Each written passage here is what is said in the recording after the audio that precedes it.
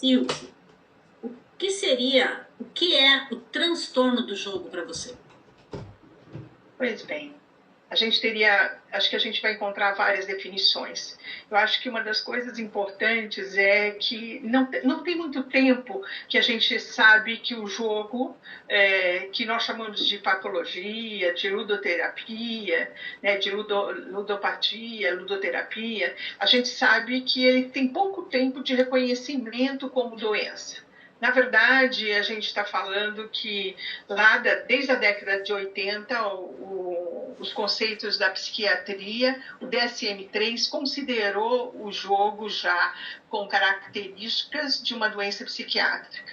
Mas para a Organização Mundial de Saúde, nós sabemos que só foi reconhecido provavelmente no ano de 92. Hoje, obviamente, consta do Código Internacional das Doenças, até porque tem o código de 63.0, né? Que é o código que indica que essa pessoa está adoecida do jogo, da maneira de jogar. Então, acho que é importante a gente definir o que seja, né, o jogo, de uma maneira geral.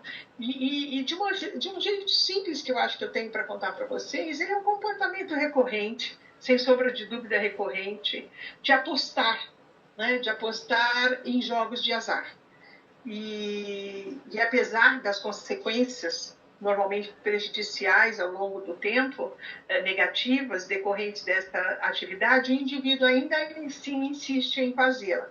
Eu costumo lembrar que um dos principais sintomas de doenças escravizantes que levam à dependência, como é o caso do jogo, da dependência de álcool, de outras substâncias e tudo mais, ele tem uma das principais características, dos principais sintomas da compulsão, que é uma vontade sem freio, né? É aquela coisa, depois que fez a primeira aposta, não estou falando da primeira da vida, né? Estou falando da primeira daquele dia, né? De uma sequência que já vem vindo de algum tempo.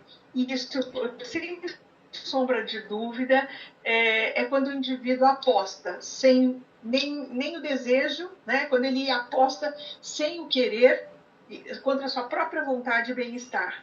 Eu acho que isso, para mim, é um dos sintomas mais importantes da doença. O estilo de vida que tu está levando, a maneira como você está jogando te agrada, você está fazendo realmente porque quer, e eu sei que o início é prazeroso e faz porque quer, mas depois não é assim que as coisas acontecem, né? Em geral, é assim que as coisas caminham. Silvio, o que é o jogo de azar e quando que é diversão ou é doença? Explica pra gente como que é essa diferença entre diversão e doença, em que momento acontece isso e o que seria realmente o jogo de azar. Eu acho que é importante essa definição, porque há uma confusão muito grande em todos e quaisquer tipos de jogos, inclusive aqueles mais ingênuos, infantis e tudo mais. Quando a gente fala de jogos de azar, a gente está falando daqueles jogos cujo resultado é fortemente influenciado pelo que a gente chama de uma sorte. Né? É um dispositivo de aleatoriedade, depende muitas vezes de códigos geradores de números aleatórios. Isso tudo torna um jogo de azar. Claro que a gente está falando de dispositivos comuns utilizados, por exemplo, nos dados, nos peões, nas cartas de baralho, muitas vezes, em roletas, bolas numeradas e tantas outras coisas. Todas essas formas são geradores de números aleatórios. E, sem sombra de dúvida, se combina muito com a ideia de que depende de uma sorte. Né? Essa crença que o indivíduo tem, e realmente que além de ele ter, não depende muito dele como estratégia, embora muitos queiram encontrar estratégias, eu vou jogar assim, eu vou jogar assado, mas são só superstições muitas vezes. Ele não precisa da intelectualidade, diferentemente de outra categoria, né, que é o que a gente chama de jogos de esporte, por exemplo, a dama, o xadrez. Eu estou falando muitas vezes dos jogos que depende um pouquinho da sorte, mas também precisa da intelectualidade, precisa do desenvolvimento de estratégias, né, de parar para pensar, não é uma coisa que vem no automatismo. E, claro, qualquer esforço nem sempre demanda uma sensação de prazer e bem-estar. Então, essa seria a diferença. E, claro, a diferença entre... Há pessoas que podem jogar uma vez ou outra, de alguma maneira, um encontro familiar, um feriado prolongado, onde a gente se junta com amigos e pode fazer uma jogatina qualquer, pode. Há pessoas que podem, por sorte, a grande maioria não fica dependente ou se tornam doentes. Mas há pessoas que, de fato, podem usar, vamos dizer, o que a gente chama de jogos do esporte, por exemplo, ele pode utilizar isso sem desenvolver nenhum tipo de descontrole na vontade de usar. Ele não vai perder o freio da sua vontade, ou seja, ele não é que quer parar de jogar, mas ele gostaria de não ter os resultados ruins que ele tem tido, né? As perdas importantes e tudo mais que vem acontecendo. Eu acho que assim, o jogo de azar ele tem uma motivação exclusivamente da sorte.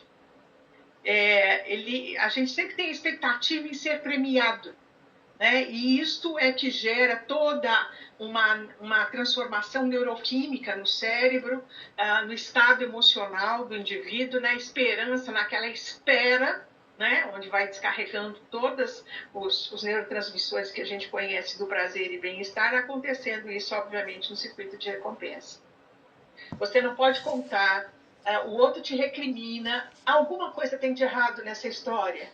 Né? Então, até onde ele atua no circuito de recompensa, ele realmente proporciona esse prazer? Sim, até o ponto em que o indivíduo vai insistindo na experiência, podendo vir a desenvolver a doença em si. Mas sempre começa pelo fato da diversão, sempre começa com uma brincadeira. Né? É que nós não sabemos se todos temos ou não um problema com a doença. Silze, e você acredita que todos os jogos podem causar dependência? Como que é isso para as pessoas? Como que isso acontece?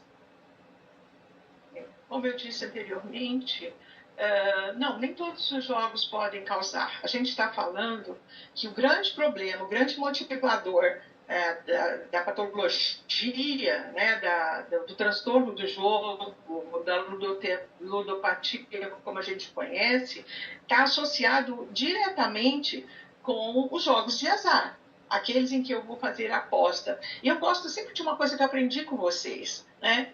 O prazer, a excitação que o jogo traz a ponto de cerebralmente, neuroquimicamente provocar uma escravidão, uma dependência, está intimamente associada com o ato de apostar, nem de ganhar e nem de perder.